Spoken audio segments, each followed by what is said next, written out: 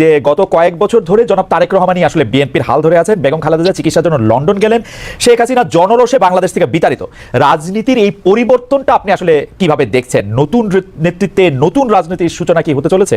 বিশেষ করে 90-এর পর যদি আমরা আওয়ামী লীগ ও বিএনপির শাসনকাল যদি বিশ্লেষণ করি, সরকারে বা ক্ষমতায় এলে মানে এটা একটা এই প্রশ্ন বারবার হচ্ছে যে তারা যে গণতান্ত্রিক থাকবেন, কর্তৃত্ববাদী হবেন না, সেরকম কি মনে হচ্ছে? মানে এই নেতৃত্বে যারা আছেন, এটা তো অবশ্যই ঠিক, জনাব তারেক রহমানই আসলে 20-22 বছর ধরে অন্ততপক্ষে দলের ডেপুটির হালটি ধরে আছেন, কিন্তু মানে এই নেতৃত্বের ক্ষেত্রে কোনো পরিবর্তন আসছে? ব্যক্তি মানুষ না, আদর্শের, দৃষ্টিভঙ্গির আপনি কিভাবে দেখছেন?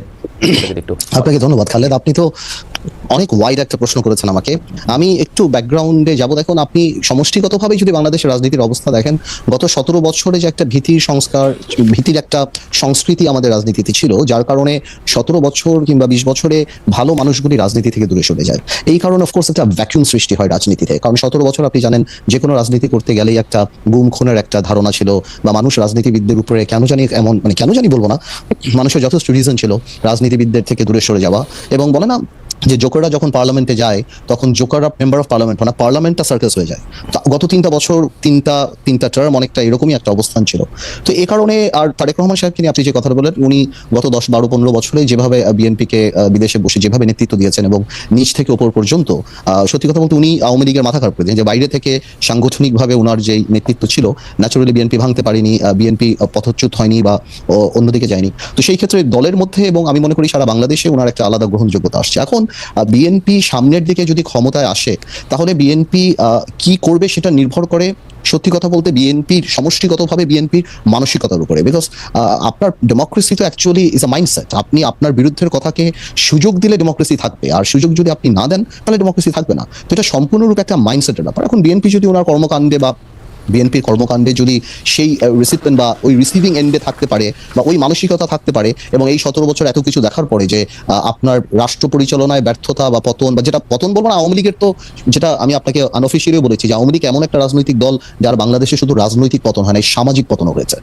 যে এই ধরনের সামাজিক পতন আগে হয়নি, বিকজ আওয়ামী লীগের অবস্থানটা, আওয়ামী লীগের অ্যাট্রসিটিটা, আওয়ামী লীগের দুর্নীতি বা সবকিছু একটা হাউস ওয়াইফের কাছে, একটা সাধারণ শিশুর কাছেও চলে গিয়েছিল, এবং এই লাস্টে যে গণহত্যাগুলি। তো আমি সেটাই বলবো যে এখন তো আর নির্দিষ্ট শত্রু লাগবে না আমাদের পতনের জন্য।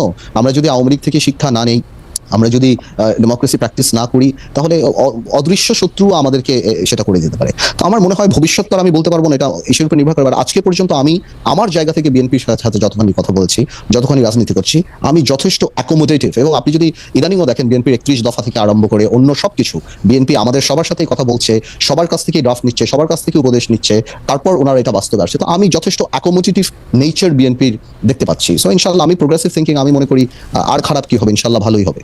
তো আমি ভবিষ্যতের জায়গা থেকে এখন শুধু বর্তমানে পাঠাতনে একটু আসতে চাই।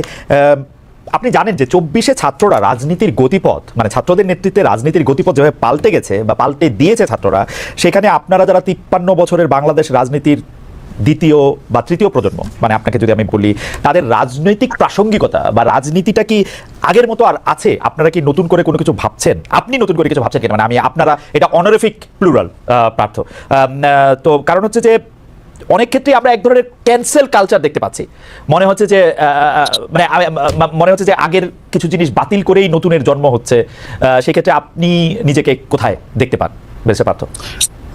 খালেদ, আপনার কথাগুলি অনেকখানি ভেঙে গিয়েছে, বাট তারপরও আমি যতখানি ধরতে পেরেছি আপনার কথাগুলি, your voice is breaking down, so but আমি তারপরও যতখানি বুঝতে পারছি। আমি আবার বলবো, হ্যাঁ, আপনি একটু আরেকবার যদি বলেন। পার্থ, আমরা যেটি দেখতে পাচ্ছি সেটি হচ্ছে যে 24-এ ছাত্ররা রাজনীতির গতিপথ যেভাবে পাল্টে দিয়েছে, বা তাদের নেতৃত্বে রাজনীতির গতিপথ যেভাবে পাল্টে গিয়েছে, সেই ক্ষেত্রে আপনি রাজনীতির দ্বিতীয় প্রজন্ম হিসাবে নিজের প্রাসঙ্গিকতা ধরে রাখতে আপনাকে কোনো পরিবর্তন আনতে হচ্ছে কিনা? আপনি আগের মতোই আছেন কিনা? বিশেষ করে আমরা দেখতে পাচ্ছি যে একটা ক্যান্সেল কালচার আমরা স্পষ্ট দেখতে পাচ্ছি, একে বাতিল করে দেয়, একে বাদ করে দেয়, একে ক্যান্সেল করে দেওয়া, এবং সেটা আবার খুব গর্ব করে বলা। আপনি সেটাকে কিভাবে দেখেন বেসর পার্থ? আমি যত ধরতে পেরেছি, বিকজ আপনার কথা ভেঙে যাচ্ছিল, বাট আমি একটা কথা বলি, ছাত্ররা রাজনীতির পথ পরিবর্তন করেনি, রাজনীতির কালচারও পরিবর্তন করেনি।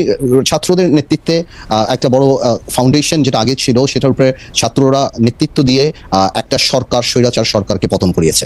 এটা বাংলাদেশের রাজনৈতিক কালচারকে আপনি কোনোভাবেও কোনো কলমের খোঁচা দিয়ে পরিবর্তন করতে পারবেন না, কোনো আইন, কোনো সংস্কার করে পরিবর্তন করতে পারবেন না, যদি আমরা মানসিকভাবে বাংলাদেশের কালচারকে রাজনৈতিক কালচারকে পরিবর্তন না করতে চাই। আপনি যত সংস্কার করেন, যাই করেন, যারাই ক্ষমতা আসবে, তারা যদি অ্যাবিউজ করতে চায় ওনারা অ্যাবিউজ করবেন, আর মানসিকতায় যদি অ্যাবিউজ না থাকে তাহলে এই অ্যাবিউজ হবে না। সুতরাং অনেকেই মনে করে হ্যাঁ সংস্কারকে আমরা ওয়েলকাম জানিয়েছি, এখনো জানাই। আর আপনি যদি আমাদের কথা বলার চেষ্টা করেন, আমাদের রাজনৈতিক মোটো বা আমার বাংলাদেশ জাতীয় পার্টি বিজেপিতে আমি যেই দলের চেয়ারম্যান, আমাদের মোটোটা সম্পূর্ণ ডিফারেন্ট। আমি আমার জায়গা থেকে আমার স্বল্প পরিসরে যেখানে আমি কাজ করি, আমি এই জিনিসটাই উপলব্ধি করতে পেরেছি যে ভালো ভালো রাজনীতি আনতে হলে ভালো রাজনৈতিক মানুষের রাজনীতিতে আসতে হবে, এছাড়া আর কোনো ওয়ে নাই।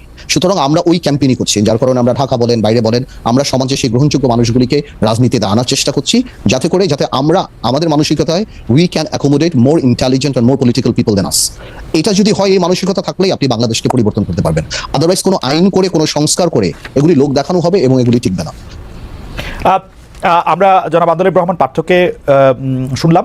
আমরা যখন আবার আন্দোলিব রহমান পার্থর কাছে ফিরবো, তখন তার একটা কোটেশন নিয়ে আমি একটু কথা বলতে চাইবো, তার কাছে একটু জানতে চাইবো যে আপনাকে কোট করা হয়েছে বা আমি কোট করছি এরকম যে আমাদের দেশে ভালো মানুষ লাগবে, ভালো মানুষ ভালো হলে সব ঠিক হয়ে যাবে।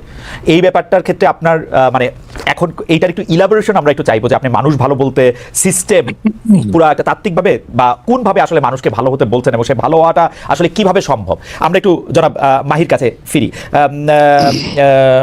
জনাব মাহি, আপনি জনাব বদরুদ্দোজা চৌধুরীর জানাজায় দাঁড়িয়ে বলেছিলেন যে বি চৌধুরী সাহেবের শোবার ঘরে জিয়াউর রহমানের ছবি আছে, এবং যখন বেগম খালেদা জিয়া চিকিৎসার জন্য লন্ডন গিয়েছেন তার আগে আপনি ফেসবুকে তাকে শুভকামনাও জানিয়েছেন। আপনি কি এর মাধ্যমে বিএনপিকে কোনো বার্তা দিতে চান? আমাদের প্রশ্নটা হচ্ছে এই জায়গায় যে কেউ বলেন বিএনপির সঙ্গে আপনাদের যে দূরত্ব, মানে সেটা জনাব চৌধুরী আজ নেই পৃথিবীতে, সেই দূরত্বের কারণ হচ্ছেন আপনি। আপনার সাথে জনাব তারেক রহমানের সরাসরি দ্বন্দ্বের কারণেই বিকল্পধারা আর বিএনপি দু জায়গায় অবস্থান করতেছে। আপনি কি এটা নিয়ে কিছু বলবেন ভাই? না, আপনার পার্থর সাথে আলোচনাটা অত্যন্ত চমৎকার কিছু বিষয় আলোচনা হচ্ছিল, সেখানে কিছু বলতে পারলে একটু সুবিধা হতো। তারপর আপনি বলতে চাইলে বলতে পারেন। তারপর আপনার প্রশ্নের আগে উত্তর দিয়ে নেই। জনাব তারেক রহমানের সাথে কোনো বিরোধ আমার কখনোই ছিল না, ব্যক্তিগত দ্বন্দ্বের কোনো প্রশ্নই ওঠে না। আমাদের একটা রাজনৈতিক একটা মত পার্থক্যের জায়গা ছিল, এবং সেই মত পার্থক্যের জায়গার পরও আমি আবার একটু মনে করিয়ে দিচ্ছি, কারণ মানুষের সঙ্গে সংশয় ভুলে যায়। আমাদের কিন্তু 2004 বিকল্পধারা জন্মের পরে আমাদের 2008 যে নির্বাচন ছিল, আমরা বিকল্পধারা থেকে আলাদাভাবে অংশগ্রহণ করেছিলাম।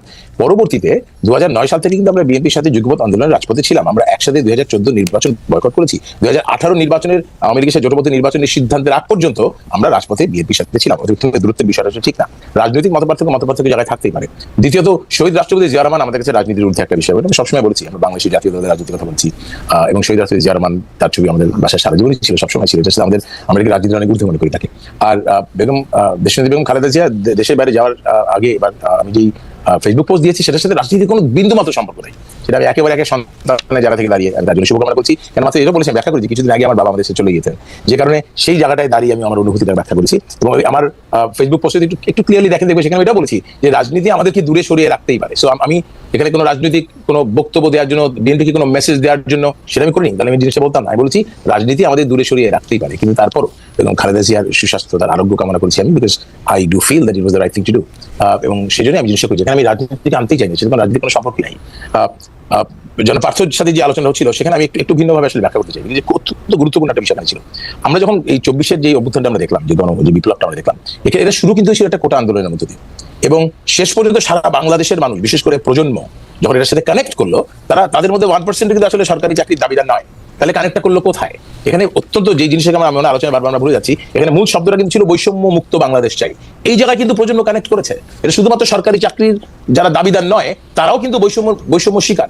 এবং আপনি যদি দেখেন, অর্থনৈতিক বৈষম্যের শিকার, সামাজিক বৈষম্যের শিকার, রাজনৈতিক বৈষম্যের শিকার। তো আমি এভাবে দেখি যে প্রজন্মের যে আকাঙ্ক্ষা, প্রজন্মের যে চাহিদা, চেতনা শব্দটা আমার কাছে খুব ভয় লাগে, বিকজ আমরা চেতনাকে বেশি একাডেমিক করে ফেলেছি, যে আপনি রাষ্ট্রবিজ্ঞানের পিএইচডি না হলে চেতনা নিয়ে আলোচনা করা যায় না। সবকিছু 71-এর চেতনা নিয়ে এত কঠিন বই তৈরি লিখে, ঠিক আমরা সাধারণ মানুষকে চেতনার সাথে কানেক্ট করতে পারি না। আপনি যদি জেনারেশনাল যেই আকাঙ্ক্ষা, অ্যাসপিরেশন দেখেন, 52 ভাষা আন্দোলনের পরে একটা জেনারেশন অ্যাসপিরেশন ছিল জাতি গঠনের, এবং তারপরে 71-এর প্রজন্মের আকাঙ্ক্ষা ছিল স্বাধীনতা, 90-এর প্রজন্মের আকাঙ্ক্ষা ছিল গণতন্ত্র, আর 24-এর এই প্রজন্মের আকাঙ্ক্ষা হচ্ছে বৈষম্যমুক্ত বাংলাদেশ। এই বৈষম্য কিন্তু শুধুমাত্র সরকারি কোটার চাকরির বৈষম্য মুক্ত নয়, এখানে কিন্তু সামাজিক বৈষম্যের বিষয় রয়েছে, অনেক সিরিয়াস ম্যাটার যেখানে হচ্ছে সামাজিক বৈষম্য, আপনার অর্থনৈতিক বৈষম্যের বিষয় রয়েছে।